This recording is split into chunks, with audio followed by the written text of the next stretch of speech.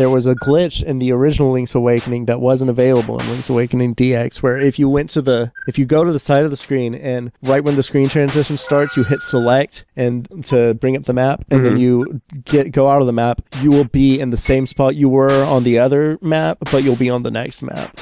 So basically, it's you warp across the screen, right? So you could get to the end of the game, like you could speed that if you're really good. I don't know. You probably have to have a special item to beat. Didn't you need like items from all the dungeons? So you would have to like warp to all. You would have to warp to the dungeons to get the specific items you need. You could probably speed run that game in 20 minutes or faster. That's awesome. Just doing that. That's why I don't like speed runs. Because speedruns to me are not playing the game. You're not playing the game. You're breaking the game. And then being like, look how impressive I am. There's different categories of speedrunning, though. Yeah, that's true. But all the speedruns that have the really fast times that people... It's like glitching the game, usually. You're just glitching the game. Yeah.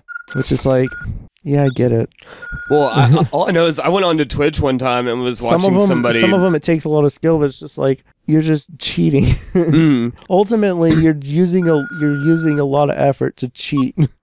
Fair enough, yeah. I did it a lot, did those kind of things a lot, but I wasn't trying to be like, check it out. Yeah, I was about to say, like... I was just playing with it, like lifting the edge of the cartridge up and ruining my Nintendo 64 on the Zelda games.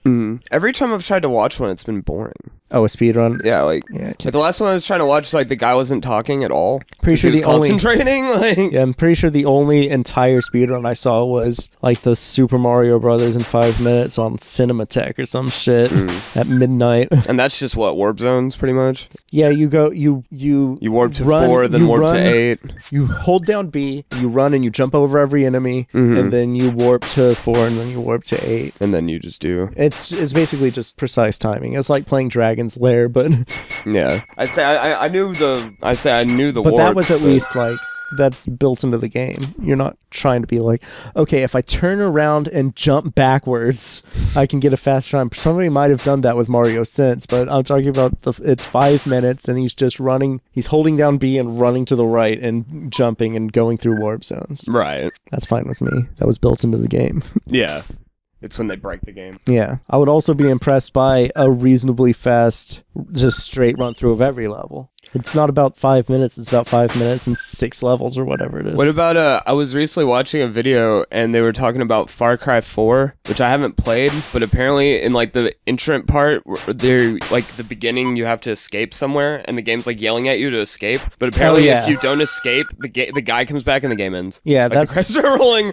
That's built... Speed run. That's not so much a speed run as it is just like a joke ending. Yeah. An alternate joke ending. It's like, hey, if you just do what the guy says, because he says, stay here, wait for me, I'll be right back. Right.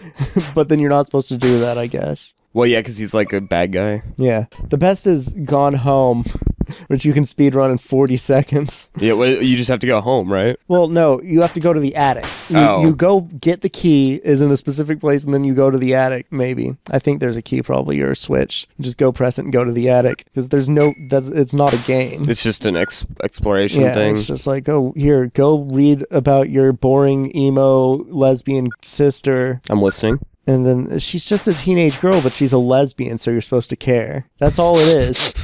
It's like, oh, she's a teenage girl that says teenage girl things, but she ran away from home with her lesbian girlfriend, so you're supposed to care. That's what Gone Home's about. I didn't know that. Yeah.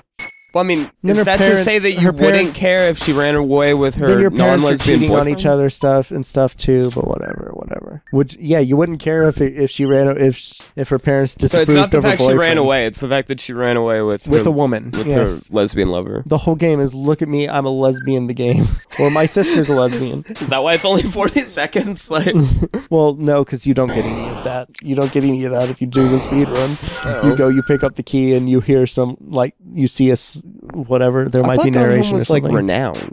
It was. People love that game. Well, yes, because it fit their agenda. It was like no lesbians. Is that the agenda? No, it's we love lesbians. Look how brave this little girl, this fictional teenage girl, was. She made it all the way to the attic by herself. How great deep storylines. Even though it's I hate my parents disapprove of my relationship. It's Romeo and Juliet with two girls. women. Yeah, but without any of the drama because it's all done in hindsight. Where you're just like, oh, I'm gonna read this this boring zine my sister wrote, which is a zine written by a 15-year-old girl. Do they scissor?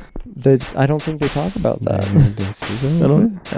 These are definitely underage girls. Did their lips kiss? Yes, Michael. That happened.